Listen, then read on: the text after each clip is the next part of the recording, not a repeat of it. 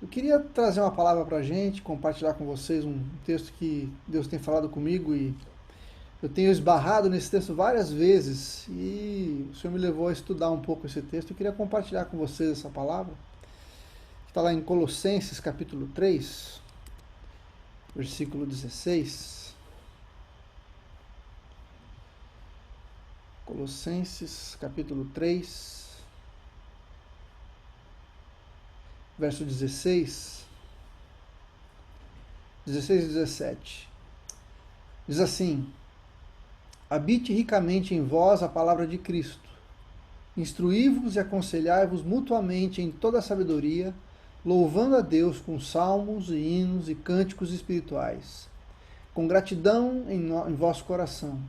E tudo o que fizerdes, seja em palavra, seja em ação, fazei-o em nome do Senhor Jesus, dando por ele graças a Deus Pai. Esse é um texto muito importante para nós, né? Ele fala da gente estar se exortando e encorajando através de salmos, hinos e cânticos espirituais. E isso é um texto que a gente usa sempre para a gente que está no louvor, porque a gente baseia muito do nosso ministério através da música, né? Com a música. E esse texto é um texto muito rico, esse capítulo de Colossenses é um capítulo muito rico. E eu parei para estudar e, na verdade, esse versículo, na verdade, ele sintetiza um pouco do que todo o capítulo está falando, né? É como se fosse a cereja do bolo, assim, o resumo da ópera, né? Mas o que eu queria falar, na verdade, com vocês é o processo para a gente chegar nesse versículo, né? Então eu queria a gente voltasse e desse uma lida. Eu vou ler com vocês os primeiros versículos, do 1 ao 16, para a gente ter o contexto e a gente vai compartilhar algumas coisas que Deus falou comigo e eu queria a ajuda de vocês também para a gente poder mergulhar nesse texto e aprender as coisas que Deus quer falar com a gente, tá bom? Então eu vou ler do começo. Portanto, se fostes ressuscitados com Cristo, buscai as coisas que são de cima, onde Cristo está assentado à destra de Deus. Pensai nas coisas que são de cima, e não nas que são da terra. Pois morrestes, e a vossa vida está oculta com Cristo em Deus. Quando Cristo, que é a vossa vida, se manifestar, então também vós vos manifestareis com ele em glória. Fazei, pois, morrer a vossa natureza terrena, a prostituição, a impureza, a paixão, a vil concupiscência e a avareza, que é a idolatria. Por essas coisas vem a ira de Deus sobre os filhos da desobediência. Nelas também, em outro tempo, andastes, quando a vossa vida era dominada por elas. Agora, porém, despojai-vos também de tudo: da ira, da cólera, da malícia, da maledicência, das palavras torpes da vossa boca. Não mintais uns aos outros, pois já vos despistes do velho homem com os seus feitos, e vos vestistes do novo, que se renova para o conhecimento, segundo a imagem daquele que o criou. Aqui não há grego nem judeu, circuncisão nem incircuncisão, bárbaro, cita, servo ou livre, mas Cristo é tudo em todos. Portanto, como eleitos de Deus, santos e amados, revesti-vos de compaixão, de benignidade, de humildade, de mansidão, de longanimidade. Suportai-vos uns aos outros, perdoai-vos uns aos outros, se alguém tiver queixa contra outro. Assim como o Senhor vos perdoou, assim também perdoai vós. E tendo sobre tudo isto, revesti-vos de amor, que é o vínculo da perfeição. E a paz de Deus, para a qual fosse chamados em um só corpo, domine os vossos corações e sede agradecidos. A palavra de Cristo habite em vós abundantemente em toda a sabedoria, ensinando-vos e admoestando-vos uns aos outros, com salmos, hinos e cânticos espirituais, cantando ao Senhor com gratidão em vossos corações. E tudo o que fizerdes por palavras ou por obras, fazei em nome do Senhor Jesus, dando por ele graças a Deus. Amém? O que eu vejo nesse texto é que Paulo começa falando o seguinte: olha, gente, a vida de vocês mudou.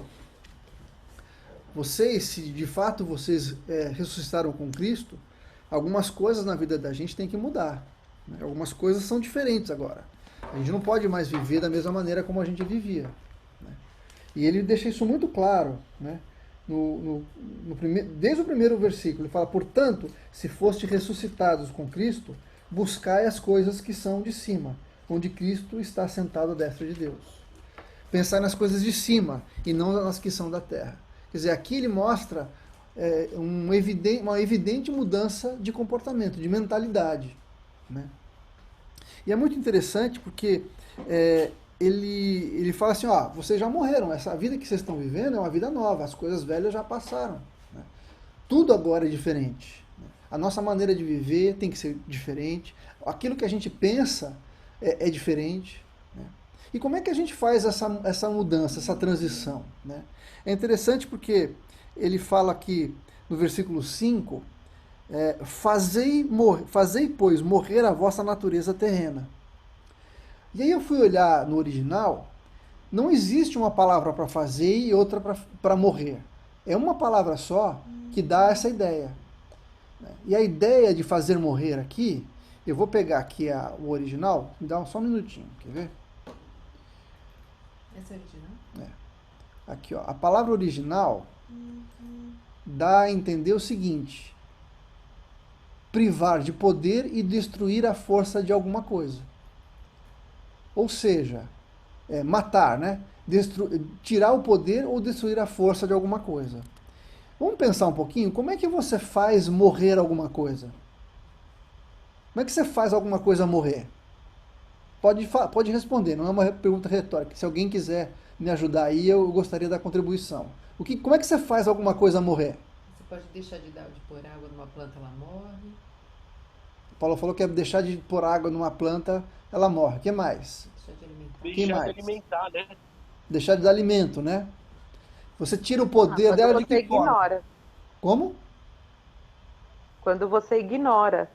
Ignorar, exatamente. Bom, o que mais? Tirar aquilo que dá vida, né, para o ser. Você percebe que todas essas soluções que a gente encontrou aí tem uma ideia por trás que não é alguma coisa automática, não é uma coisa imediata. Né? Paulo não fala matar, ele fala fazer e morrer. Não é uma coisa que você vira a chave e a pessoa morre, aquela coisa morre. É um processo. Então fazer morrer é ir tirando o poder de algo à medida que o tempo vai passando. Você deixar de alimentar, como alguém falou, deixar de dar água, ignorar, ótima a contribuição. Foi a Silmara que falou, Silmara? Foi, né? Você ignorar. Né? Então, assim, para a gente conseguir e poder chegar no que Paulo fala no versículo 16, né, tem todo um processo que a gente tem que passar. E como é que o que ele fala que a gente tem o que ele chama de natureza terrena? Olha, a prostituição, a impureza, a paixão, a concupiscência, a avareza e a idolatria. Por essas coisas vem a ira de Deus. O que é isso, gente? São sentimentos, coisas que estão nos cercando o tempo todo. Muito provavelmente, a gente está fazendo o contrário do que Paulo fala, a gente está alimentando esses sentimentos. De que jeito? Com as coisas que a gente vê, com as coisas que a gente lê, com as pessoas com quem a gente anda, os meios onde a gente está, as coisas que a gente está acostumado a fazer. A gente, muito normalmente, não faz o que Paulo manda. A gente não faz morrer essas coisas. Pelo contrário, a gente as alimenta e fortalece. Não é à toa que a gente vive uma igreja fraca muitas vezes. Não é à toa que a gente vive uma igreja que não tem poder. Não é à toa que a gente vive muitas vezes uma vida em que não expressa a glória de Jesus, que não mostra o poder do Senhor. Por quê? Porque a gente está alimentando a coisa errada. Em vez da a gente alimentar as coisas que diz lá em Filipenses 4, né? Tudo que é bom, que tem algum louvor, se algum louvor existe, nisso pensar, a gente fica pensando em bobagem. A gente fica assistindo coisa que não deve, fica assistindo seriado de Netflix que não acrescenta nada, que vai contaminando a nossa mente. Né? Então, nós, como ministros, e cada um de nós é um ministro, a gente tem que se fortalecer e fazer matar essas coisas, fazer morrer essas coisas, e alimentar nossa mente com aquilo que agrada a Deus. É isso que vai dar foco para a gente.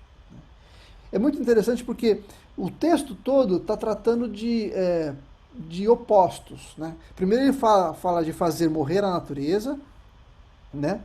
Depois ele fala assim, ó, essas coisas vocês já viveram assim, vocês já foram assim. Né? Fazer morrer essas coisas, depois ele fala, despojai-vos. Né? O que é despojar de alguma coisa? Alguém sabe? O que é se despojar de algo? Você tirar aquilo de Se você. desfazer. Se desfazer, tirar de sobre você. Né? Quando você se despoja de uma roupa, você tira aquela roupa. Né? E o que Paulo está falando aqui? Ó, no versículo 8.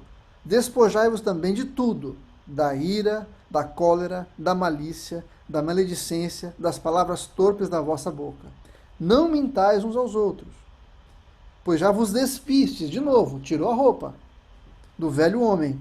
Aquela roupa que era o velho homem, a gente não deve usar mais, aquilo a gente já tirou. Né? E vos vestistes do novo, ou seja, existe uma nova natureza. O Senhor ressuscitado é que está em nós agora, né?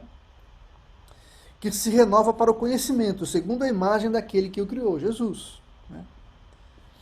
Depois, no versículo 12, ele diz assim, ó, portanto, como eleitos de Deus, santos e amados, revesti-vos de compaixão, de benignidade, humildade, mansidão, longanimidade. Percebe o paralelo que ele faz e o contraste que ele faz? Olha, tem algumas coisas que você tem que se despir, você tem que se despojar. Mas ao mesmo tempo você tem que se vestir de outras coisas. Não pode simplesmente tirar um comportamento e deixar ele vazio. A gente tem que adotar e criar novos comportamentos.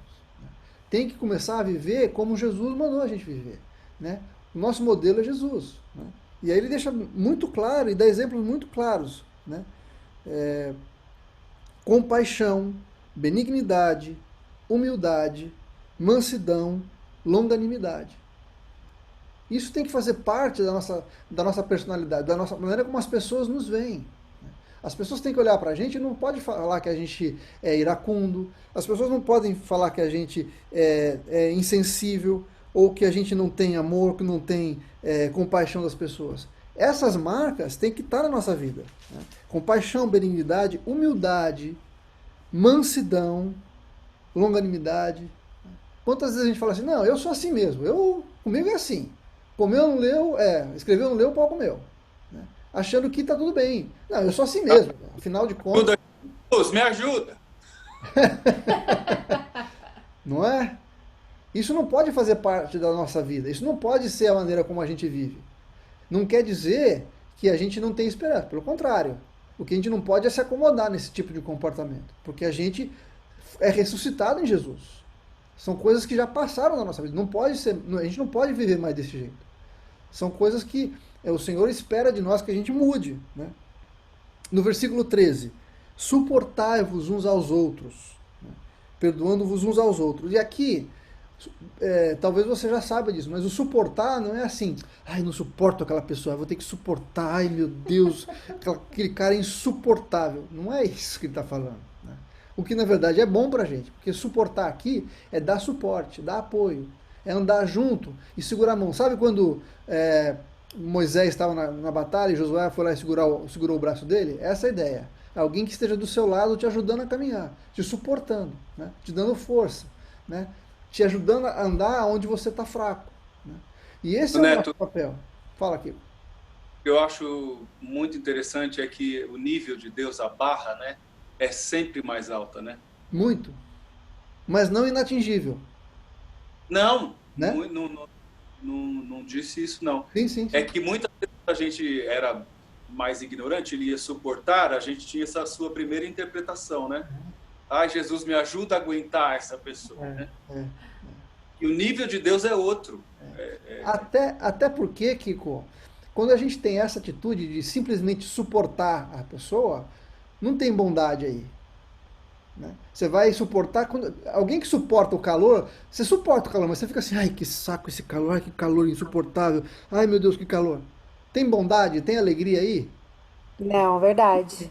Então, assim, Deus não quer que a gente suporte um ao outro dessa forma. Putz, eu tô do lado desse cara, mas que cara chato, como esse cara é chato, como esse cara é mala, ele só me atrapalha. Não é isso que Deus está falando. Né? Pelo contrário, é agir em amor e estar do lado dele e falar, vamos lá, vai dar certo, eu vou te ajudar, você vai conseguir. Essa é a expectativa do Senhor para a nossa vida. É isso que Paulo está ensinando para os Colossenses. Né? Agora, é só com uma mente transformada, né? Porque às vezes o suporte no começo seja bem assim, tem que suportar e depois você tem que fazer um exercício, ou seja, morrendo para as outras Tem coisas. que fazer morrer as coisas da carne. Né? Então, Neto, obrigado Fala. por me suportar, viu? Mas no bom sentido. À medida que a gente vai fazendo morrer aquelas coisas, vai cortando o oxigênio daquelas coisas que nos levam a caminhar longe do Senhor, essas outras características, a gente vai se despojando de algumas coisas, vai tirando algumas roupas que não nos servem mais, que não servem mais pra gente. E à medida que a gente tira essas roupas, a gente dá lugar para o novo de Deus. Né?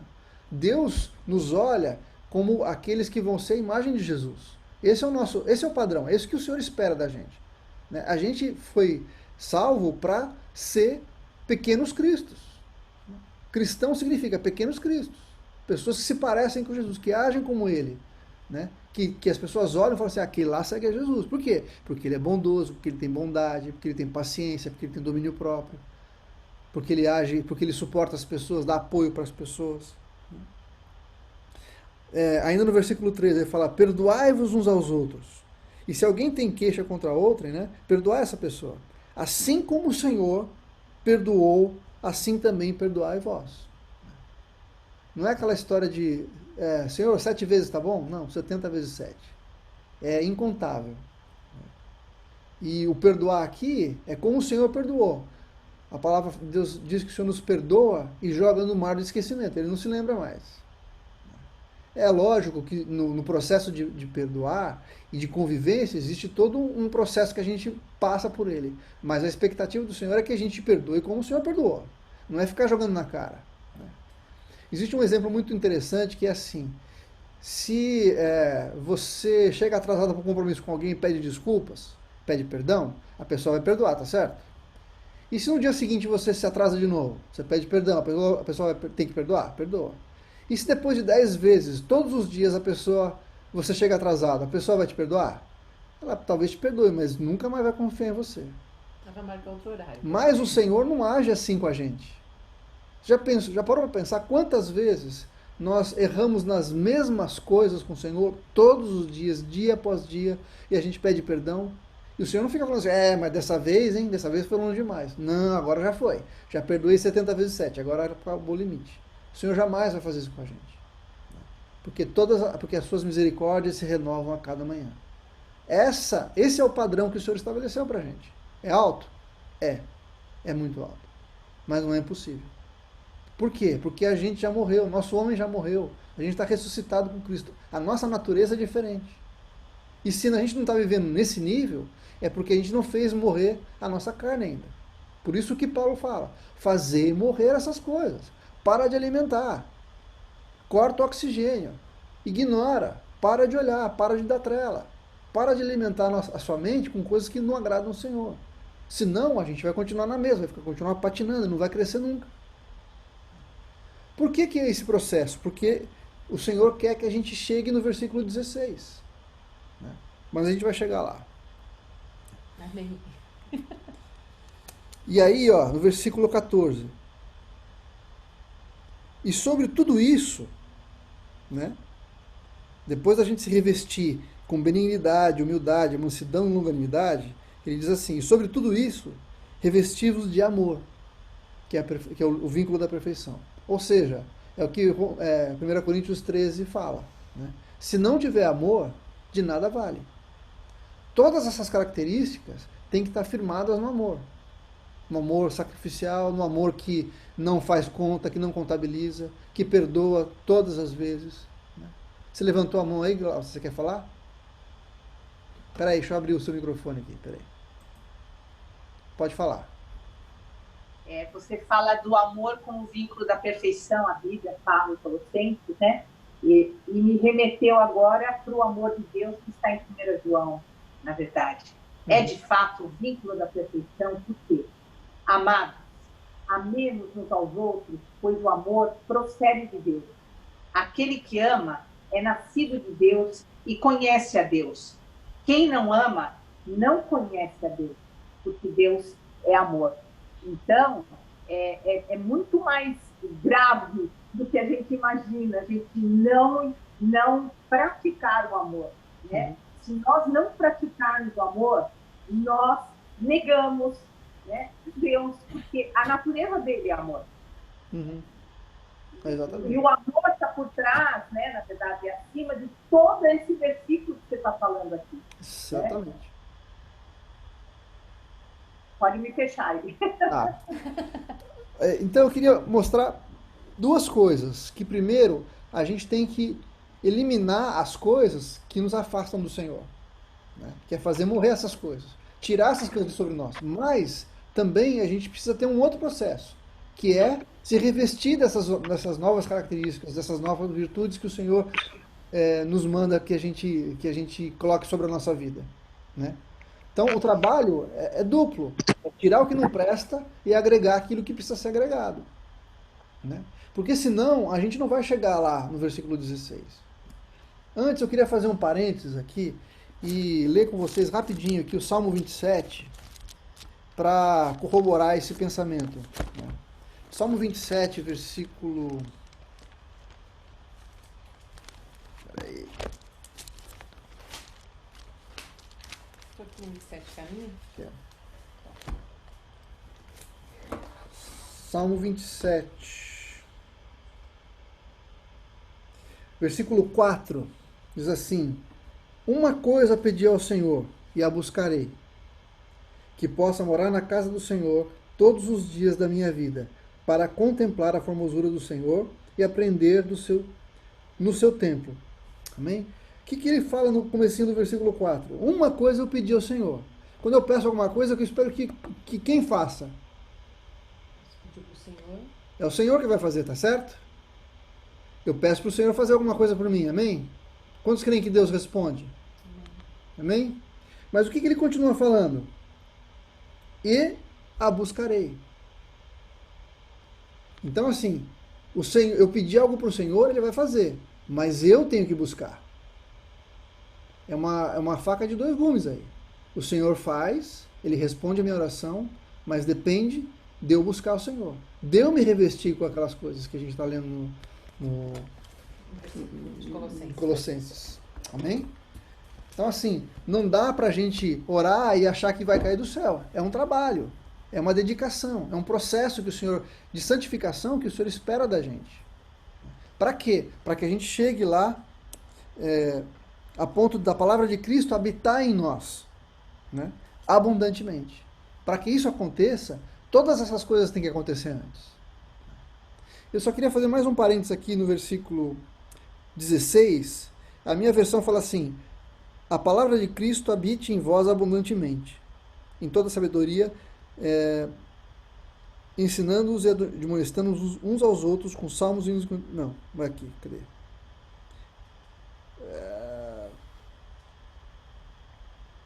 No versículo 15 diz assim: e a paz de Deus, para a qual fossem chamados em um só corpo, domine em vossos corações. Tem uma outra versão que é que a paz de Cristo seja o árbitro dos corações. E muita gente, mas muita gente, usa esse texto para falar o seguinte: não, eu vou orar para Deus me dar paz na decisão que eu tenho que tomar. Enquanto eu não tiver paz, eu não vou tomar essa decisão. Tá certo? Tá certo. Com certeza. O Senhor vai te dar paz, Ele vai te dar direção. Mas esse texto aqui, o contexto dele, não está falando a respeito disso. O contexto desse texto diz com relação à nossa unidade entre as pessoas. Ele está falando de unidade entre as pessoas aqui. Né? Então, qual que é o árbitro? Quem que é o juiz de uma decisão que eu vou tomar? A paz. A paz de Cristo. Se eu não estiver em paz com o meu irmão, eu estou fazendo errado. Então, o que vai determinar uma situação é que eu esteja promovendo a paz, que a gente esteja em paz. Essa vai ser o árbitro no meu coração. Aquilo que eu estou fazendo está trazendo paz entre a gente? Então isso é a vontade de Deus. Isso é aquilo que vai dar o norte. Isso que tem que ser a sentença. Caso contrário, isso não é não. Então assim, para que a gente possa chegar lá no versículo 16 e dizer que a palavra de Cristo esteja habitando abundantemente em nós, com toda a sabedoria, nos ensinando e nos admoestando uns aos outros com salmos, hinos e cânticos espirituais, que é o que a gente faz toda semana. Nosso papel não é só ministrar ao Senhor o louvor e a adoração. Nosso papel também é, como igreja, nos exortar através dos cânticos uns aos outros, nos fortalecer, ensinar as pessoas como caminharem na vida cristã. O nosso louvor tem que ser um louvor que exorte também. O que a gente canta, o que a gente fala, tem que ser aquilo que faz as pessoas crescerem no conhecimento de Jesus. Para isso nós somos chamados também. Então tudo aquilo que a gente está fazendo tem que estar baseado no contexto todo desse capítulo. A gente tem que buscar viver uma vida em que a gente esteja mortificando a nossa carne e se revestindo dos atributos do Senhor para a nossa vida, para que a gente possa exercer bem o nosso ministério, que é o que está dizendo lá no versículo 16 e 17. E para finalizar, o versículo 17 diz: e tudo o que fizerdes, por palavras ou obras, fazei em nome do Senhor Jesus, dando por ele graças ao Pai. Dando por ele, ou seja, por Jesus, graças a Deus. Falando, Deus, obrigado por Jesus. Por quê? Porque ele morreu e ressuscitou, eu posso viver isso que a tua palavra está dizendo. Porque ele morreu e ressuscitou, ele me fez nova criatura. Porque ele morreu e ressuscitou, eu morri também e ressuscitei uma nova criatura. Com novas características, com nova personalidade, com um novo temperamento que o Senhor está transformando e moldando e forjando na minha vida todos os dias. Esse tem que ser o nosso padrão. Como ministros, como cantores, como músicos. É uma vida que agrada ao Senhor. E aqui, o Senhor não espera pouco da gente. O título desse capítulo é Regras para um Viver Santo. Eu creio que é isso que o Senhor espera da gente, que a gente tenha um viver santo. Um viver que agrade ao Senhor, que as pessoas possam olhar para a gente e falar assim, eu posso seguir o modelo dessa pessoa, porque ele segue a Jesus. Porque ele tem uma vida diferenciada, porque ele tem uma vida que agrada ao Senhor, que se destaca de todos os outros. Amém?